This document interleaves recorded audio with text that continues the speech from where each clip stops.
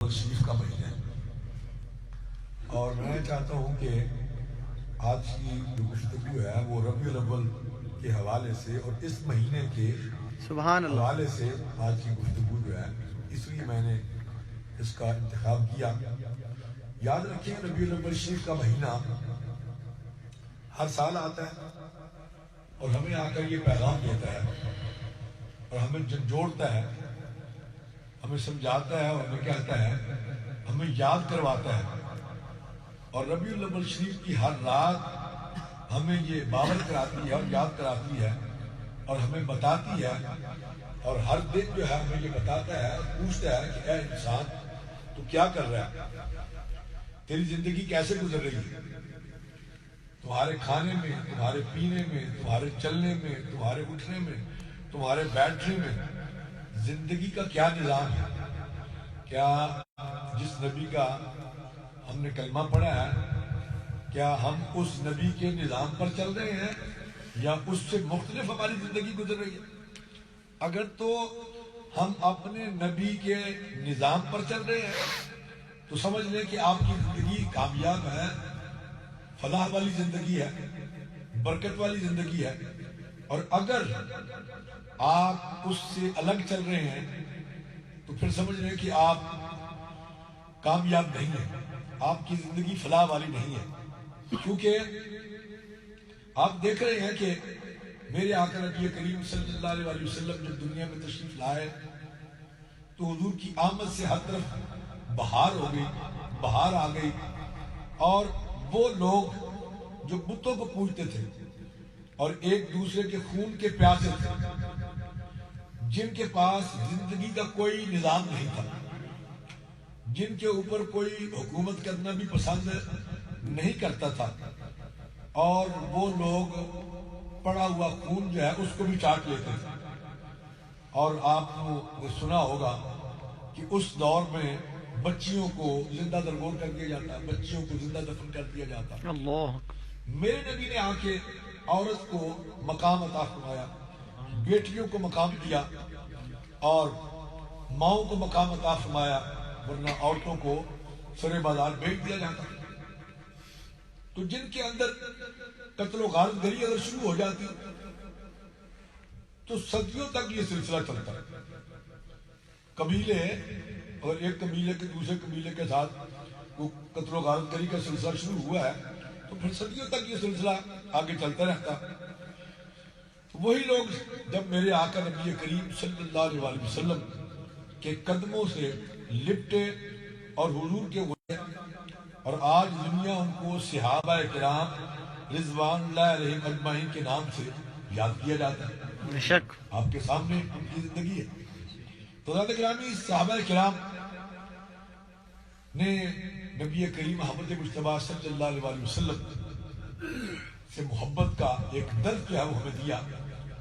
یہ ربیع الاول شریف ہر سال آتا ہے اور ایک پیغام لے کے آتا ہے، جس طرح کہ ہر سال محرم الحرام کا مہینہ آتا ہے، اور محرم کا مہینہ کیونکہ حضرت آدم علیہ السلام سے لے کے ہمارے آقا نبی کریم محمد مصطفیٰ صلی اللہ علیہ وسلم کی ذات اقدس تک یہ مقدس مہینہ ہے، اور نبی کریم محمد مصطفیٰ صلی اللہ علیہ وسلم کے بعد حضرت امام حسین علیہ السلام، ویسے تو چونکہ اس مہینے کی یاد میں بہت سے انبیاء کی نسبتیں جو ہے وہ موجود ہیں، لیکن اس کو جو شہرت اور دوام عام ملا وہ محرم الحرام کو، وہ حضرت امام علی مقام حضرت امام حسین علیہ السلام کی ذات شدیدہ صفات سے جو شہرت ملی وہ عبدالآباد تک قائم رہے گی، کیونکہ محرم حضرت امام حسین علیہ السلام کی زندگی کے حوالے سے ایک پیغام لاتا ہے۔ جب بھی محرم کا مہینہ آتا ہے تو آپ دیکھتے ہیں کہ ہر طرف حضرت امام علی مقام علیہ السلام کے تذکرے جو ہیں وہ ہوتے ہیں، مساجد میں ان کا ذکر ہوتا ہے، گھروں میں ان کے ذکر ہوتے ہیں۔ تو جس طرح وہ ایک پیغام جو ہے وہ لے کے آتا ہے محرم کا مہینہ، اور قافلہ حسینی کی قربانیوں کی یاد اور پیغام کہ اگر اسلام پیغام کیا لے کے آتا ہے محرم کا مہینہ؟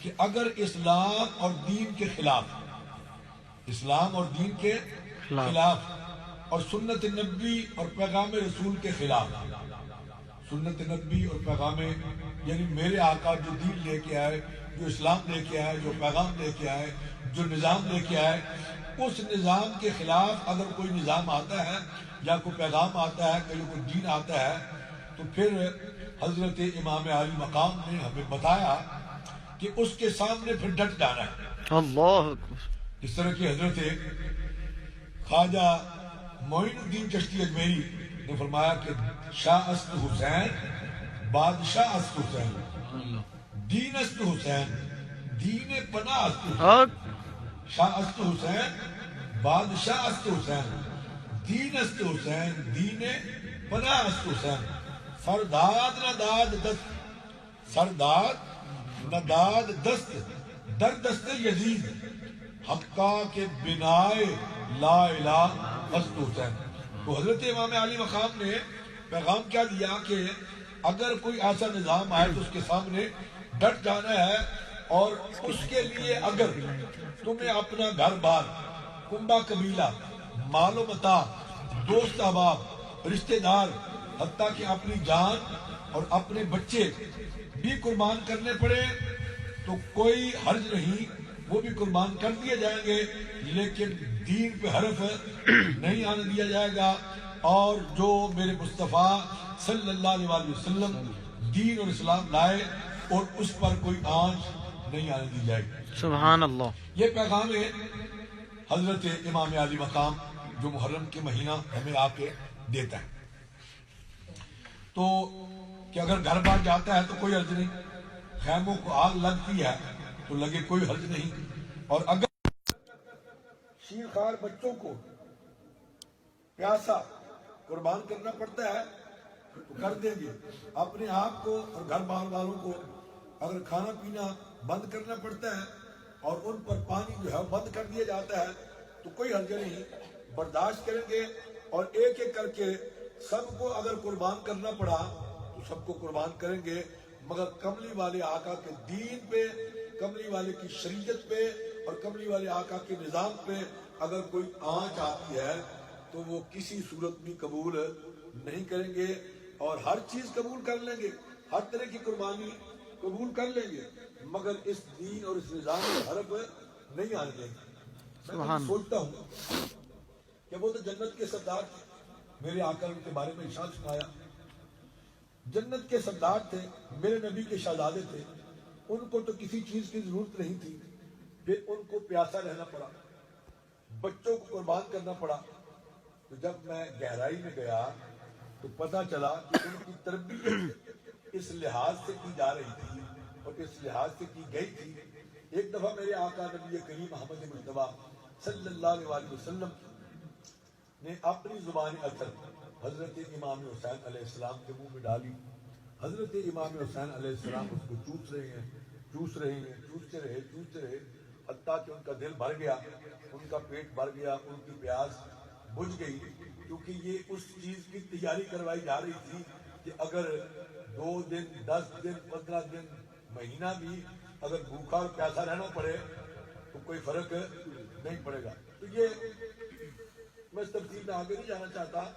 ربیع الاول شریف کا یہ اپنا محرم شریف کا یہ پیغام جس طرح سے آتا ہے اور ہمیں پیغام دے کے جاتا ہے، اسی طرح آپ نے دیکھا ہوگا کہ ذوالحج کا مہینہ آتا ہے تو قربانی کا پیغام لے کے آتا ہے۔ ذوالحج کے مہینے میں ایک حضرت سیدنا ابراہیم علیہ السلام اور ان کے بیٹے حضرت سیدنا اسماعیل علیہ السلام کی جو اللہ کی بارگاہ میں انہوں نے اپنی قربانی پیش کی، اس کا ایک پیغام جو ہے وہ ہمیں دیا جاتا ہے، اور پیغام کیا ہے کہ قربانی صرف گائے، اونٹ، بکرا ذبح کرنے کا نام نہیں، یہ نہیں ہے کہ آپ صرف گائے ذبح کر دیں، اونٹ ذبح کر دیں، دمبا ذبح کر دیں، فرمایا نہیں، بلکہ آپ کے رب کی طرف سے ایک خوبصورت پیغام، وہ پیغام کیا ہے؟ کیا میرے بندے جہاں زندگی میں تمہاری خواہشیں، تمنائیں اور زندگی کی وہ چاہتیں جو میرے اور میرے محبوب کے پیغام سے ٹکراتی ہیں، زندگی کی وہ تمنائیں، وہ خواہشات اور وہ چاہتے جو میرے اور میرے محبوب کے پیغام سے ٹکراتی ہوں، ان کو ختم کرنے اور ان پر چھری پھیرنے کا پیغام جو ہے وہ قربانی کا پیغام۔ ہم صرف بکرا کر دیتے ہیں، یہاں سے پیسے بھیج دیتے ہیں پاکستان، کوئی گائے شائے کروا دیتے ہیں جناب، پیسے کی تو مجھے پتا ہے یہاں فراوانی ہے، آپ کو کوئی کمی نہیں ہے، لیکن اصل پیغام یہ نہیں ہے کہ آپ نے قربانی کر دی بات پوری ہوگی، نہیں، اصل پیغام یہ ہے کہ آپ نے اس دین کو سمجھنا ہے، اس چیز کو سمجھنا ہے، اس قربانی کو سمجھنا ہے اور اس پر عمل کرنے کی کوشش کرنی ہے۔ اور وہ کیا ہے کہ اپنی تمام خواہشات، اپنی تمام تمنائیں، اپنی تمام چیزیں جو تمہیں اللہ کے فرامین سے اور نبی کریم صلی اللہ علیہ وسلم کے احکامات سے تمہیں ٹکراتی نظر آئیں، ان پر چھری پھیرنی ہے اور ان کو چھوڑنا ہے۔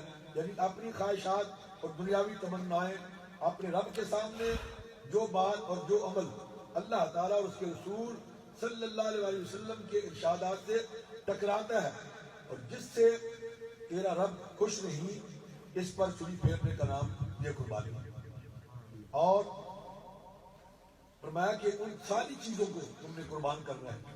اسی طرح یاد رکھیں کہ ربیع الاول شریف کا مہینہ جو ہے وہ آتا ہے تو ایک انوکھا میسج لے کے آتا ہے، ایک انوکھا پیغام جو ہے وہ لے کے آتا ہے، اور وہ انوکھا میسج کیا ہے اور وہ پیغام کیا ہے؟ لیکن آج کل ہم نے اس کے بالکل برعکس جو ہے وہ معاملہ کیا ہوا ہے۔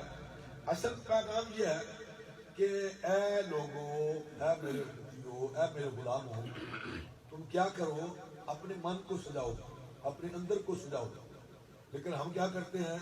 مکان سجا لیتے ہیں، لائٹیں لگا لیتے ہیں، گلیاں سجا دیتے ہیں، سڑکیں جناب وہ سجا دیتے ہیں، اور پاکستان میں آپ نے دیکھا ہوگا کہ وہ بچے جو ہیں وہ فنڈ شنڈ اکٹھا کر کے تو اپنے گھروں کے آگے یا وہ محلے کے آگے بڑے بڑے خوبصورت جو ہے وہ نقش و نگار بناتے ہیں اور بڑا کچھ کرتے ہیں۔ اکثر یہ فیس بک پہ بھی آپ نے دیکھا ہوگا اور ہمیں تو خیر پتہ ہے ان کا، تو بڑا کچھ کیا جاتا ہے، لیکن وہ سب کچھ کر کے ہم وہی کے وہی ہیں۔ جو اصل پیغام ہے ربیع الاول کا اس کو ہم نہیں سمجھتے کہ اصل پیغام کیا ہے۔ ہم بس سمجھتے ہیں کہ جناب ربیع الاول آیا اور جناب ہم نے جنگیاں لگا دی، ہم نے لائٹنگ کر دی، ہم نے یہ پروگرام کر دیے، بس بات ختم ہو گئی۔ نہیں، فرمایا کہ ربیع الاول شریف کا پیغام یہ ہے کہ اے میرے غلاموں، یہ میسج ہے کہ اپنے اندر کو سجاؤ، باہر کو سجانے کا کی بجائے ہمیں چاہیے کہ ہم اپنے اندر کو سجائیں۔ ہم باہر کو روشن کرتے ہیں، ظاہر کو روشن کرتے ہیں، لیکن ہمارا من جو ہے، ہمارا اندر جو ہے وہ ایسے ہی سوکھا کا سوکھا ہی پا۔ اور پیغام یہ ہے کہ ہم دیکھیں مختلف، آپ نے دیکھا ہوگا، آپ کو پتہ بھی ہے، باقی ربیع الاول شریف کا مہینہ آتا ہے، گھر گھر میں محافل ہوتی ہیں، محافل میلاد ہوتی ہیں، اور جناب اپنا مسجدوں میں محافل میلاد ہوتی ہیں، بڑے بڑے جلوس بھی نکلتے ہیں، روزانہ آپ دیکھ رہے ہیں فیس بک پہ۔ لیکن ہم جہاں کے ہیں وہیں کے وہیں ہم نے اس سے کوئی سبق حاصل نہیں کیا۔ سبق یہ ہے کہ آپ دیکھیں کہ ہمارے نبی نے جو احکامات ہم تک پہنچائے ہیں اللہ کے، جو ہمیں پیغام دیا ہے، کیا ہم اس پیغام پر پورا اترے؟ یعنی میرے آقا نے ہمیں بتایا کہ نماز جو ہے، جس کے بارے میں اللہ کریم قرآن پاک میں فرماتے ہیں، ویسے تو 700 مقامات سے زیادہ مقامات پر اللہ تعالیٰ نے قرآن پاک میں نماز کے متعلق ارشاد فرمایا، جیسے کہ ایک جگہ پہ اللہ کریم فرما رہے ہیں کہ وَأَقِیمُوا الصَّلَاةَ وَلَا تَكُونُوا مِنَ الْمُشْرِکِينَ، کہ تم نماز کو قائم کرو اور مشرک نہ بنو۔ حدیث پاک میں میرے آقا کا ارشاد گرامی حضور فرماتے ہیں کہ من ترک الصلاۃ متعمدا فقد کفر، جس شخص نے جان بوجھ کر عمدن نماز کو ترک کیا، عمدن نماز کو ترک کیا، پس اس نے کفر کیا۔ اب دیکھیے، یہ ہم نے دیکھنا یہ ہے کہ ہم ان چیزوں پر جو ہمیں نبی نے پیغام دیا، ہمارے آقا نے ہمیں بتایا، جس سے اللہ اور اس کے رسول خوش ہوتے ہیں، کہ ہم نے اپنی زندگی میں اس نظام کو بھی لائے ہیں کہ نہیں، اس نظام پر چلتے ہیں کہ نہیں۔ ربیع الاول شریف کا پیغام یہ ہے کہ ہم جو میرے آقا نظام لے کے آئے، جو دین لے کے آئے، جو اسلام لے کے آئے، جو آپ کے لیے جناب پیغام لے کے آئے، اس کو ہم اپنے من میں سجائیں، اس پر عمل کرنے کی کوشش کریں۔ لیکن دیکھا یہ جاتا ہے کہ ہم بالکل اس کے الٹ چل رہے ہیں، اور بس یہ جلسہ جلوس کر لیا، کوئی گھر میں محفل شفل کر لی، اور پھر سال ایسے گزر جاتا ہے. ہم نے کوئی نظام جو ہے وہ ترتیب نہیں دیتے. آج میں یہ چاہتا ہوں کہ جشن میلاد النبی صلی اللہ علیہ وسلم جو ہم مناتے ہیں، اس کے منانے کے اہداف اور مقاصد کیا ہے، یعنی پروگرام کیا ہے ہونا چاہیے اور کیا ہے، یعنی اس کے اہداف کیا ہے اور اس کے منانے کے مقاصد کیا ہے. اس میں اللہ تعالیٰ نے کہا، کیونکہ سب سے پہلے یہ بات آتی ہے کہ ہم اپنے نبی سے، یعنی ربیع الاول شریف کے مہینے میں سب سے پہلے اپنے نبی سے تجدید محبت کریں، اپنے نبی سے تجدید محبت کریں. دوسری بات کیا آتی ہے کہ ہم تجدید بیعت کریں. یہ جو ہم مشائخ سے یا نظام سے بیعت کرتے ہیں، اس بیعت کا اصل مقصد یہی ہے کہ ہم نبی کریم صلی اللہ علیہ وسلم سے اپنا تعلق، اپنی نسبت اور اپنا رشتہ جو ہے وہ جوڑتے ہیں، جس کو بیعت کہا. یعنی اگر کسی پیر سے بھی آپ رابطہ کرتے ہیں یا بیعت کرتے ہیں تو یہ اصل بیعت نبی کریم صلی اللہ علیہ وسلم سے ہے. مثال کے طور پہ، یعنی آپ نے ایک پیر کے ہاتھ میں ہاتھ دیا، اس پیر کے ہاتھ میں، مثال کے طور میں آپ کو سمجھانے کے لیے اپنی مثال کر دیتا ہوں کہ میرا ہاتھ میرے جد اعلیٰ حضرت شمس الملت پیر سید نور حسین شاہ صاحب، پیر سید نور حسین شاہ صاحب کے ہاتھ میں، پیر سید نور حسین شاہ صاحب کا ہاتھ پیر سید جماعت علی شاہ صاحب کے ہاتھ میں، پیر سید جماعت علی شاہ صاحب کا ہاتھ بابا جی فقیر محمد چورائی کے ہاتھ میں. اسی طرح پھر چلتے چلتے اوپر جائیں حضرت مجدد پاک کے ہاتھ میں، ان سے اوپر جائیں حضرت خواجہ بہاؤالحق بخاری کے ہاتھ میں. اسی طرح اوپر چلتے جائیں تو پھر طے کرتے کرتے منزل حضرت سیدنا صدیق اکبر کے ہاتھ میں. تو سیدنا صدیق اکبر کا ہاتھ نبی کریم صلی اللہ علیہ وسلم کے ہاتھ میں. یعنی آپ نے ایک کے ہاتھ میں اپنا ہاتھ دیا، اوپر سب کے ہاتھ آگے، اوپر سب کے ہاتھ.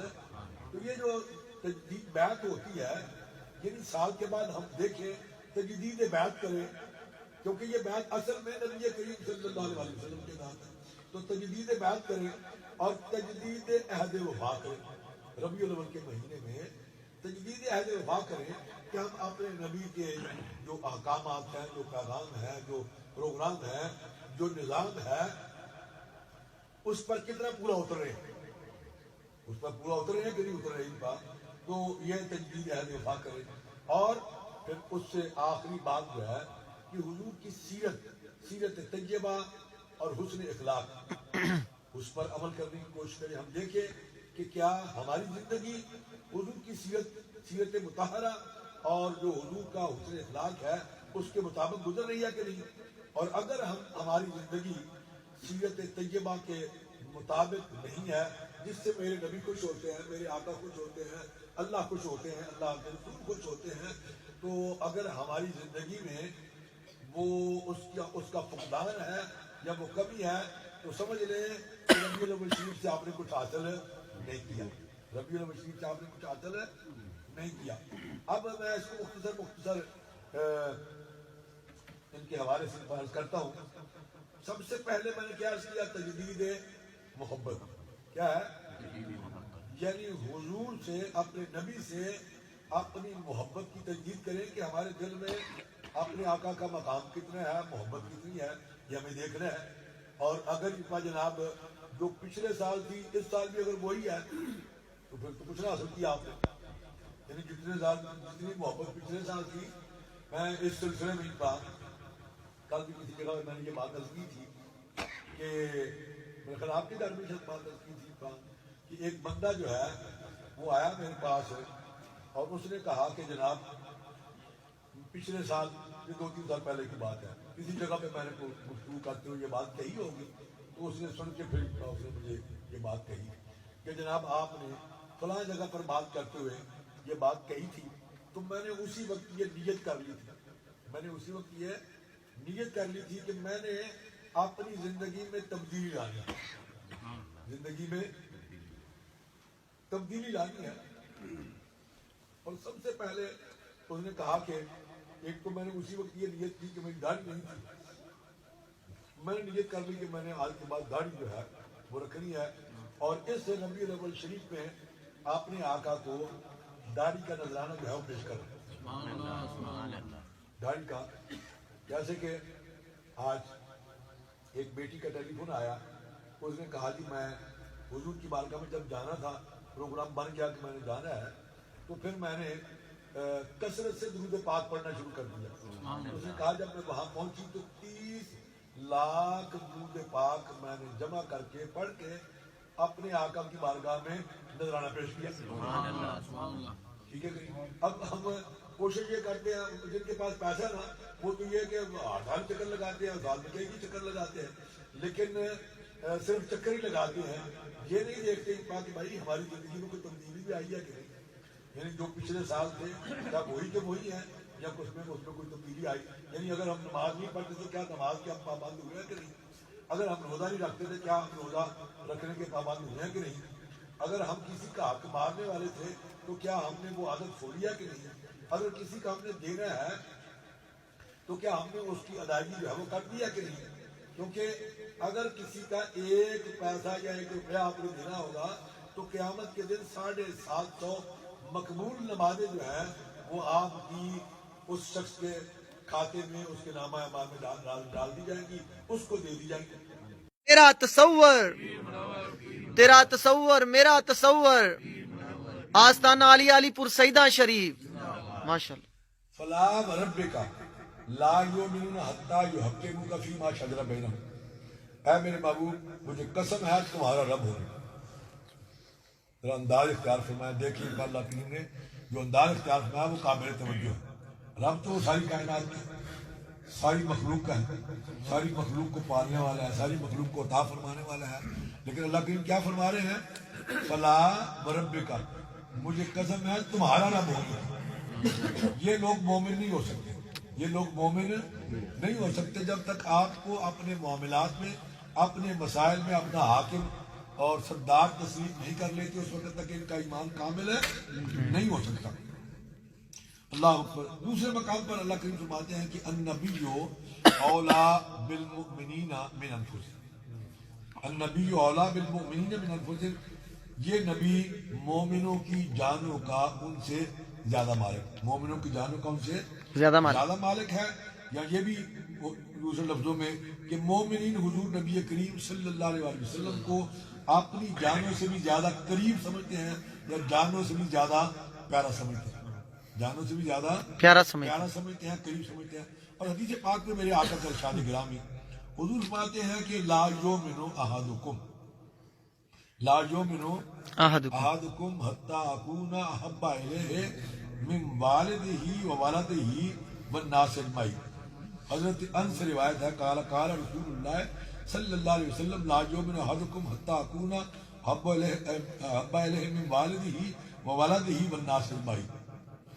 حضرت انس روایت کرتے ہیں کہ نبی کریم صلی اللہ علیہ وسلم نے ارشاد فرمایا کہ تم میں سے کوئی بھی شخص مومن نہیں ہو سکتا جب تک میں اسے اس کی ماں باپ سے، اس کی اولاد سے، اس کی جان سے اور تمام لوگوں سے زیادہ محبوب نہ ہو جاؤ، سبحان زیادہ اللہ، محبوب نہ ہو جاؤ، اس وقت تک تم میں سے کوئی مومن نہیں ہو سکتا۔ اب دیکھیے محبت کی دو قسمیں ہیں، محبت کی دو قسمیں ہیں، ایک ہوتی ہے طبعی محبت، ایک ہوتی ہے طبعی محبت، اور ایک ہوتی ہے محبت عقلی یا عقلی محبت۔ طبعی محبت وہ ہے جو کسی کی دلکش اداؤں،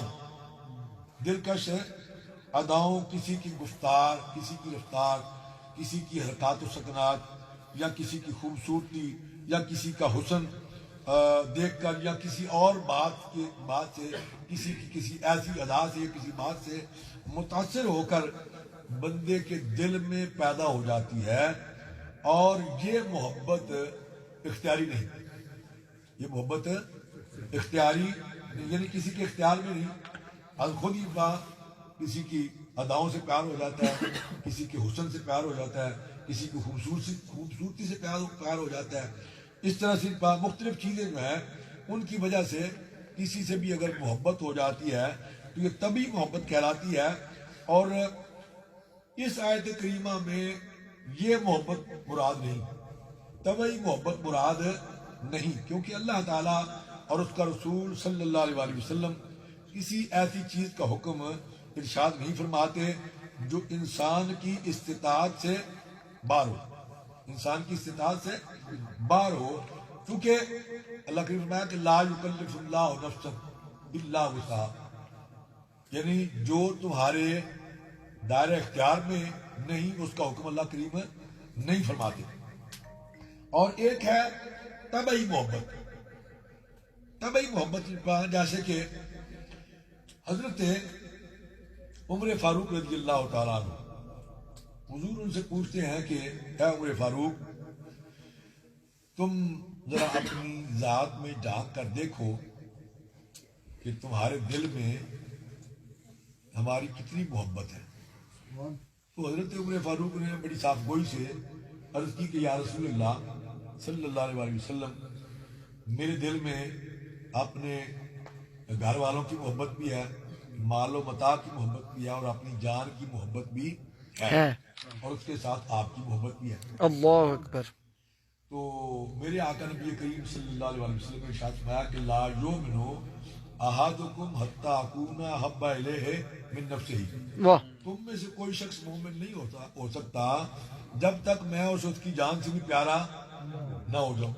تو پھر حضور نے اپنا دست رحمت اور دست شفقت ان کے سینے پہ پھیرا، سبحان اللہ۔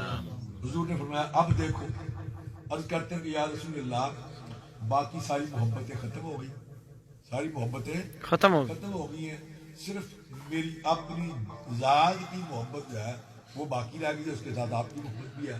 حضور نے دوبارہ دست شفقت پھیرا، دست رحمت پھیرا، اور پوچھا کہ اب بتاؤ۔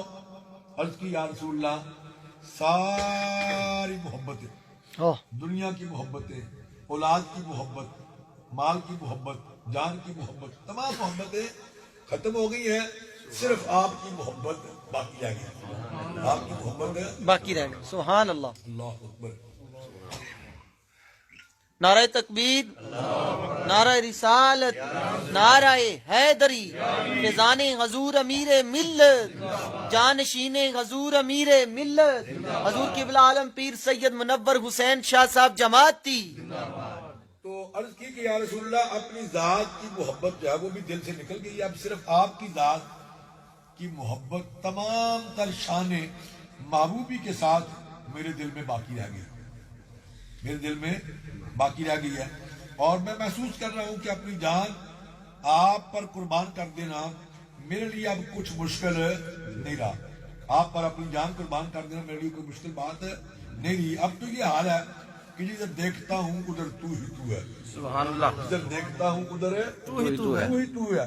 چنانچہ احساس اور شعور کے ساتھ نگاہوں سے پردے ہٹتے ہی حضرت عمر فاروق رضی اللہ تعالیٰ نے عرض کی کہ یا رسول اللہ میں حقیقت تک رسائی حاصل کرنے میں کامیاب ہو گیا، حقیقت تک پہنچنے میں کامیاب ہو گیا، اور اس نتیجے پر پہنچا ہوں کہ آپ ہی جان ایمان ہے اور آپ ہی جان کائنات ہے، آپ ہی جان ایمان ہے اور آپ ہی جان کائنات ہے، اور ہماری جانوں سے بھی زیادہ عزیز اور محبوب ہے۔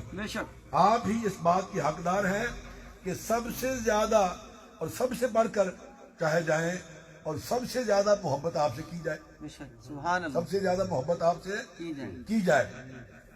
یہ عقلی محبت۔ دوسری محبت کیا ہے؟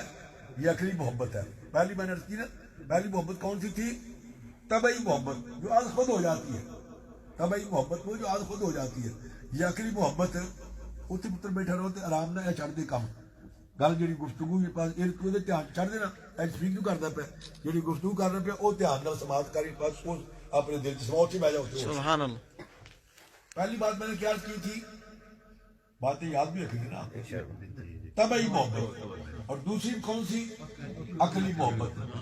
اب میں نے یہ بھی عرض کر دیا کہ طبعی محبت از خود ہوتی ہے، اللہ اور اس کے رسول کے حکم سے، کیونکہ وہ اللہ تعالیٰ اس کو ایسی چیز کا حکم نہیں دیتے۔ تو یہ عقلی محبت جو ہے اس کے بارے میں اللہ کریم قرآن میں بھی فرما رہے ہیں اور حدیث مبارکہ میں بھی۔ تو حضرت عمر فاروق کیا کرتے ہیں کہ آپ اس بات کے حقدار ہیں کہ سب سے زیادہ اور سب سے بڑھ کر آپ چاہے جائیں، اور سب سے زیادہ محبت آپ سے کی جائے. بے شک. اللہ اکبر. مومنین نے آپ صلی اللہ علیہ وسلم کو جان سے بھی زیادہ محبوب بنا لیا. اور مومنین نے سب سے پہلے صحابہ کرام. سب سے پہلے کون؟ صحابہ کرام. صحابہ کرام نبی کریم صلی اللہ علیہ وسلم کو اپنی جانوں سے بھی زیادہ عزیز سمجھتے تھے, جانوں سے بھی زیادہ محبوب اور پیارا سمجھتے تھے. اور فرمایا کہ حضرت عمر فاروق کرتے ہیں کہ اب مجھے اپنی جان نہیں بلکہ آپ کی جان ہر وقت زیادہ عزیز. سبحان اللہ. جیسے کہ حضرت صدیق اکبر کے بارے میں آتا ہے کہ آپ جنگ احد میں کبھی حضور کے دائیں ہوتے, کبھی بائیں ہوتے, کبھی سامنے ہوتے, کبھی پیچھے ہوتے. اسی طرح سفر میں بھی حضور کبھی تشریف لے کے جاتے تو حضرت سیدنا صدیق اکبر اسی طرح سفر میں بھی کبھی حضور کے دائیں ہو رہے ہیں, کبھی بائیں ہو رہے ہیں, کبھی آگے ہو رہے ہیں, کبھی پیچھے ہو رہے ہیں. تو میرے آقا نے جب پوچھا تو اس کی کہ یا رسول اللہ, جب مجھے ویسے خیال آتا ہے کہ کوئی دشمن دائیں طرف سے حملہ نہ کر دے تو میں آپ کے دائیں آ جاتا ہوں, کہ اگر حملہ ہو تو آپ پر نہ ہو, میں اپنی جان پہلے قربان کرتا ہوں. سبحان اللہ. واہ. میرے دل میں خیال آتا ہے کہ کوئی بائیں طرف سے آ کے حملہ نہ کر دے تو میں بائیں طرف آ جاتا ہوں, تاکہ اس طرف سے اگر حملہ ہو تو میں سب سے پہلے اس کے سامنے آؤں. اگر مجھے خیال آتا ہے کہ سامنے سے کوئی حملہ نہ کر دے تو میں سامنے آ جاتا ہوں. اسی طرح یا رسول اللہ, اگر مجھے یہ خیال آتا ہے کہ پیچھے سے کوئی حملہ آور ہو رہا ہے یا حملہ آور نہ ہو جائے تو میں پیچھے آ جاتا ہوں.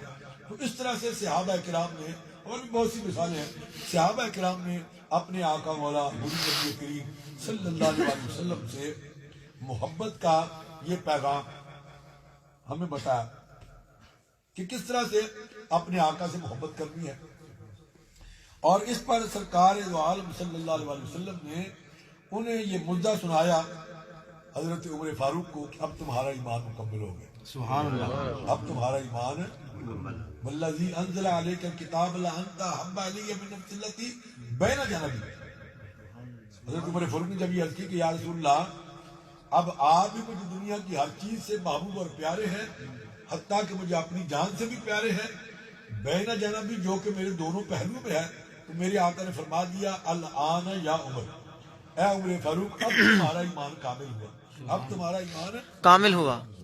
شاعر کہتا ہے کہ حب محبوب بے خدا اے دل جسے حاصل نہیں, حب محبوب خدا اے دل جسے حاصل نہیں, لاکھ مومن مگر ایمان میں کامل نہیں. سبحان اللہ. فرمایا کہ زبانی جمع خط کرنے کا نام محبت نہیں ہے کہ انسان زبان سے اپنے نبی سے عشق و محبت کی دعویٰ کرتا رہے اور اس کا کردار, اس کا عمل کچھ اور ہی ہو یا ان کے برعکس ہو.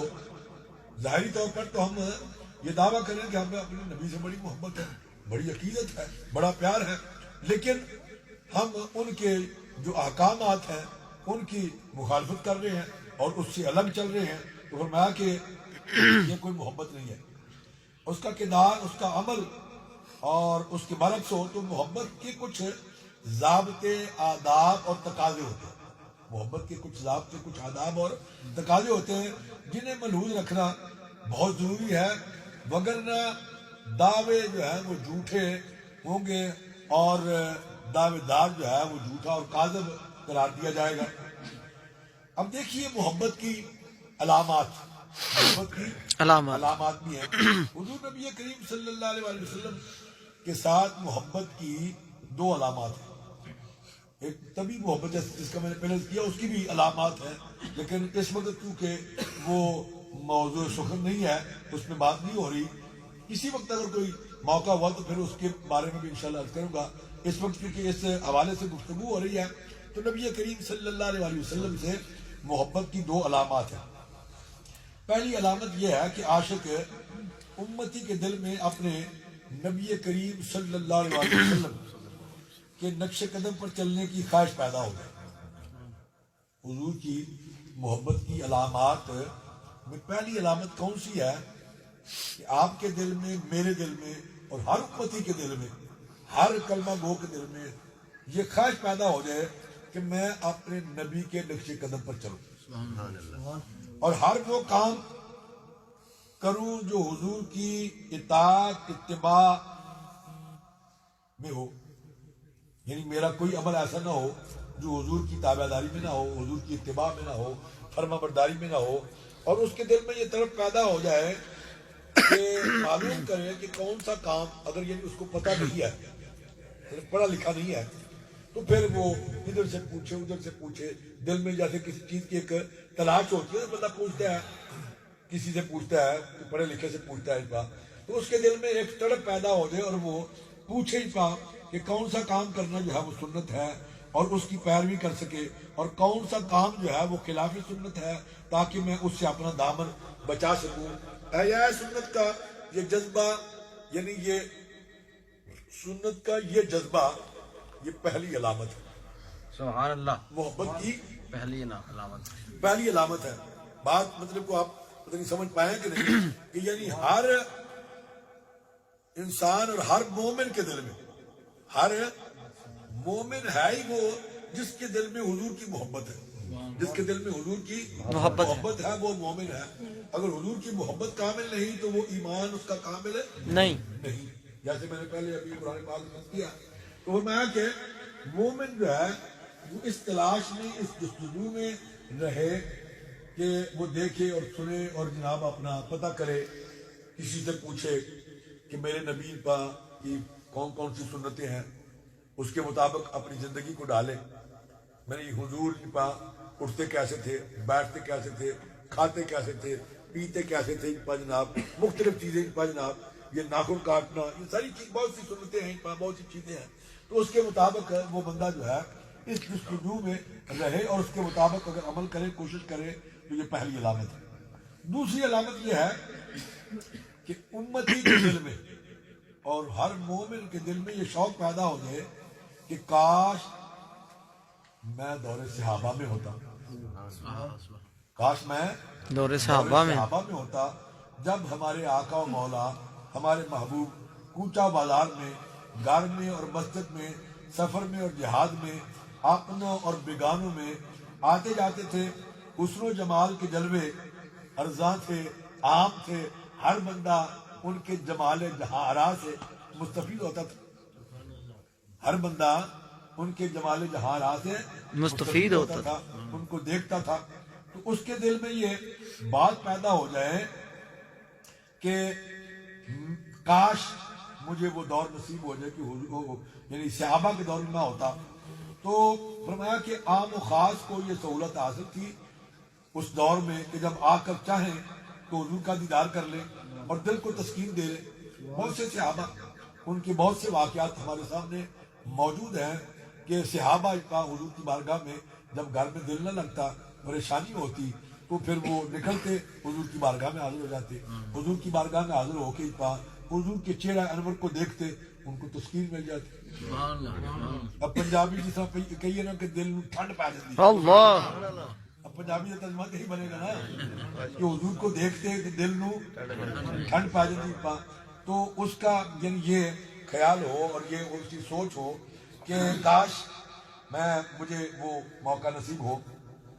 इस तरह अगर मैं उस दौर में होता तो हुजूर के जमाले जहां आराज से अपने दिल को मैं शादा फराह करता ही पा और जी बात के दूसरे इले में जब उसे ये एहसास हो कि ये नेमत उज़्मा तो उससे छिन गई है, यानी कि मौका तो उसके हाथ से चला गया। यानी पहले तो उसकी ये ख्वाहिश हो, मोहब्बत की दूसरी अलामत यह है कि पहले उसकी ये ख्वाहिश हो, लेकिन जब उसको समझ आया कि नहीं भाई मौका तो अब नहीं रहा, सहाबा का दौर तो चला गया, अब मेरे पास वो मौका नहीं, तो वो क्या करे, वो इस नायाब दौलत से महरूम है। उसको जब समझ आ जाए कि उस दौलत से महरूम है तो उसका दिल बेकरार हो जाए, उसका दिल बेकरार हो जाए और उसे वैसा ही सदमा पहुंचे جیسے ایک سچے عاشق کو اپنے محبوب کی ناگہانی جدائی سے صدمہ ہوتا ہے. جیسے کسی کا محبوب جو ہے وہ دنیا سے چلا جائے تو پھر اس سے پوچھیں کہ اس کی تکلیف کیا ہوتی ہے. اسی طرح آپ کو بھی اگر یہ معاملہ کا حاصل ہو جائے تو اس حدیث پاک میں یاد رکھیں کہ ایک نکتہ جو ہے وہ قابل غور ہے. ایک نکتہ قابل غور ہے کہ حضور نبی کریم صلی اللہ علیہ وسلم نے یہاں اپنی محبت کا ذکر کیا کہ جب تک یہ سب محبتوں پر غالب نہ آ جائے اس وقت تک تمہارا ایمان کامل نہیں. ایک پیچھے میں نے حدیث پاک جو کیا ہے اس میں کیا ہونا ہے کہ جب تک تمام محبتوں پر میری محبت غالب نہ آ جائے اس وقت تک تمہارا ایمان کامل نہیں. اب یہاں ایک خلش پیدا ہوتی ہے, ایک سوال اٹھتا ہے, سوال پیدا ہوتا ہے. سوال یہ پیدا ہوتا ہے کہ یہ شان تو اللہ تعالیٰ کی ہونی چاہیے تھی اور یہ اللہ سے محبت ہونی چاہیے تھی کہ جس کی شدت کے بغیر ایمان مکمل نہ ہوتا. اور جب یہ محبت سب محبتوں پر غالب آ جائے تو ایمان مکمل ہو جائے. یعنی یہ شان اللہ تعالیٰ کے لیے ہونی چاہیے تھی. اس کا آسان جواب یہ ہے کہ اگر یہاں اللہ کی محبت کا ذکر نہیں کیا گیا, اگر سے یہاں اللہ کی محبت کا ذکر ہے مگر بہر صورت اس سے مراد اللہ ہی کی محبت ہے. سبحان اللہ. اس سے مراد اللہ ہی کی محبت مراد ہے. اور حدیث کیونکہ اللہ کریم فرماتے ہیں قرآن پاک میں کہ اطیع اللہ و اطیع الرسول, اطیع اللہ و اطیع الرسول. رسول اللہ کی اطاعت ہی در حقیقت اللہ کی اطاعت. بے شک رسول اللہ کی اطاعت ہی در حقیقت اللہ کی اطاعت, اللہ کی اطاعت ہے. واہ واہ. تو فرمایا کہ خدا اور رسول, حدیث کا مطلب یہ ہے کہ خدا اور رسول دونوں کی محبت تمام فانی محبتوں اور خونی رشتوں کی محبت پر غالب ہونی چاہیے. واہ واہ. دونوں کی محبت تمام خونی رشتوں اور تمام محبتوں پر غالب ہونی چاہیے, تب ایمان مکمل ہوتا ہے. بے شک. اور اگر یہ دونوں پر غالب نہ ہو تو ایمان مکمل نہیں ہو سکتا. گویا کہ ذکر اور ذکر تو محبت رسول کا ہے, لیکن دراصل سے مراد محبت الہی ہے, خشیت الہی ہے. محبت رسول کو خصوصیت سے ذکر کرنے اور تکمیل ایمان کے لیے ضروری قرار دے دیا گیا. وجہ یہ ہے کہ سب کو معلوم ہو جائے کہ آپ غیر محدود اعلیٰ اوصاف اور فضائل و کمالات کے مالک ہیں. سبحان اللہ. نبی صلی اللہ علیہ وسلم اعلیٰ اوصاف اور فضائل و کمالات کے مالک ہیں. آپ قدرت نے آپ کو منبع صفات اور جمال و کمال کا جو ہے وہ عرفان بنایا, اور اللہ تعالیٰ نے کوئی قابل قدر خوبی ایسی نہیں, یعنی کسی ایسی خوبی کا اگر آپ ذکر کریں تو کوئی قابل قدر خوبی ایسی نہیں جو اللہ تعالیٰ نے آپ کی مبارک ذات میں پیدا نہ کی ہو. واہ واہ. پیدا نہ کی ہو. جیسے کہ حضرت احسان عرض کرتے ہیں کہ وَأَحْسَنُ مِنْكَ لَمْ تَرَكَتُ عَيْنِي. سبحان اللہ. وَأَحْسَنُ مِنْكَ لَمْ تَرَكَتُ عَيْنِي. وَأَجْمَلُ مِنْكَ لَمْ تَلِدِ النِّسَاءُ. ماشاء اللہ. سبحان اللہ. وَأَحْسَنُ مِنْكَ لَمْ تَرَكَتْ عَيْنِي. میری آنکھوں نے آپ سے زیادہ حسین و جمیل, آپ سے زیادہ خوبصورت, آپ سے زیادہ کامل اکمل آج تک دنیا میں کسی کو نہیں دیکھا, آج تک دنیا میں کسی کو نہیں دیکھا. آگے کہتے ہیں کہ وَأَكْمَلُ مِنْكَ لَمْ تَلِدِ النِّسَاءُ. ابھی بھی یا رسول اللہ, یا حبیب اللہ, میری آنکھوں کا دیکھنا تو ایک طرف رہا. یعنی آپ نے اس چیز کو رد کرتے ہوئے کہ کوئی بیوقوف یہ بھی کہہ سکتا تھا کہ احسان اگر تمہاری آنکھوں نے نہیں دیکھا تو تمہاری آنکھوں کا قصور ہو سکتا ہے. اس چیز کو رد کرتے ہوئے عرض کر رہے ہیں کہ وَأَكْمَلُ مِنْكَ لَمْ تَلِدِ النِّسَاءُ. ابھی بھی یا رسول اللہ, یا حبیب اللہ, میری آنکھوں کا دیکھنا تو ایک طرف رہا، آپ سے زیادہ خوبصورت، آپ سے زیادہ حسین و جمیل، آپ سے زیادہ کامل اکمل آج تک دنیا میں کسی ماں نے پیدا ہی نہیں حق کیا۔ سبحان اللہ دنیا میں کوئی پیدا ہی نہیں ہوا۔ آگے کرتے ہیں کہ خلقت مبرم من کل عیب، خلقت مبرم من کل عیب، واہ واہ واہ کأنک قد خلقت کما تشاء۔ کیا کریں ہیں کہ خلقت مبرم من کل عیب، یا رسول اللہ صلی اللہ علیہ وسلم، اللہ تعالیٰ نے آپ کو ہر عیب سے پاک اور بری پیدا فرمایا، بے شک ہر عیب سے پاک اور بری پیدا بری پیدا فرمایا۔ اور کأنک قد خلقت کما تشاء، یعنی جس طرح آپ نے چاہا، جس طرح آپ نے ہماری چاہا۔ پیدائش کے متعلق اللہ کریم فرما رہے ہیں کہ هو الذی یصورکم فی الارحام کیف یشاء، وہی رب تعالیٰ ہے جو کہ تمہاری ماں کے پیٹوں میں تمہاری تصویریں بناتے ہیں بے شک جس طرح کے اللہ کی مرضی ہوتی ہے، جس طرح اللہ کی رضا ہوتی ہے، جس طرح اللہ تعالیٰ چاہتے ہیں، جس طرح اللہ تعالیٰ چاہتے اللہ ہیں۔ تعالیٰ، یعنی کسی کو خوبصورت بنا دیا، کسی کو کالا بنا دیا، کسی کو گورا بنا دیا، کسی کو لمبا قد عطا فرما دیا، کسی کو چھوٹا پس قد عطا فرما دیا، کسی کو درمیان، مختلف صورتیں جس طرح اللہ نے چاہا۔ حضرت سانس کر رہے ہیں کہ یا رسول اللہ کأنک قد خلقت کما تشاء، جب آپ کی باری آئی تو آپ سے پوچھا کیا میرے بابو تم بتاؤ کہ تمہیں کیسا بنا؟ سبحان اللہ۔ تو آپ کو آپ کی مرضی کے مطابق، آپ کو آپ کی منشا کے مطابق اللہ نے بنایا۔ تو میں یہ کر رہا تھا کہ فرمایا کہ جب تک نبی کریم صلی اللہ علیہ وسلم سے فرمایا کہ حالات کہتے ہیں کہ وہ کمال حسن حضور ہے، واہ کہ گمان نفس جہاں نہیں، وہ کمال اس میں حضور ہے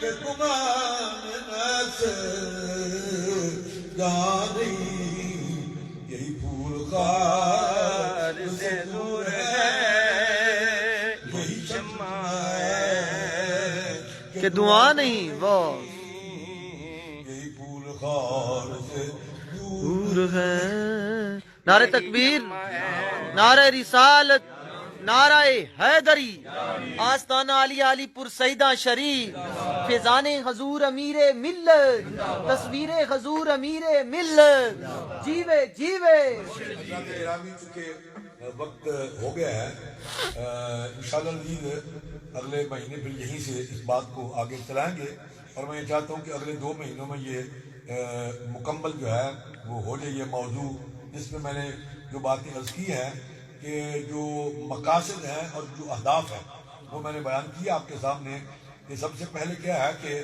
اپنے نبی سے اپنی محبت کی تجدید، اپنے نبی سے تجدید بیعت اور تجدید عہد وفا، اور آپ نے نبی کریم صلی اللہ علیہ وسلم کی حسن صورت، حسن سیرت کا اور حسن اخلاق، حسن اخلاق، حضور کی سیرت اور حضور کے اخلاق کو اپنا کر اپنی زندگیوں کو اس کے مطابق ڈالنا ہے، اس کے مطابق ڈالنا ہے۔ انشاءاللہ العزیز اگلے 2 مہینوں کے لیسن میں کوشش کی جائے گی کہ انشاءاللہ ان کو مکمل کیا جائے، کیونکہ یہ محفل کا پروگرام مختصر ہوتا ہے، 8 بجے سے لے کے 10 بجے تک کی بات، تو 10 بج گیا تو ہم نے پھر آگے سفر کر کے آگے پہنچنا ہے، اور چونکہ میں یہ چاہتا ہوں کہ ہم اپنی ٹائمنگ کی پابندی جو ہے وہ اس کو برقرار رکھیں، تاکہ اگلی دفعہ بھی آپ کو اسی طرح آسانی رہے، آپ اس آسانی کے ساتھ پھر شریک ہو سکے۔ اگلے مہینے کے جو بھی بعد میں عرفات اعلان کرے گا یا بتائے گا تاریخ وغیرہ کا، اس حوالے سے پھر آپ کو دعوت ہے کہ آپ نے اس مہینے بھی اسی طرح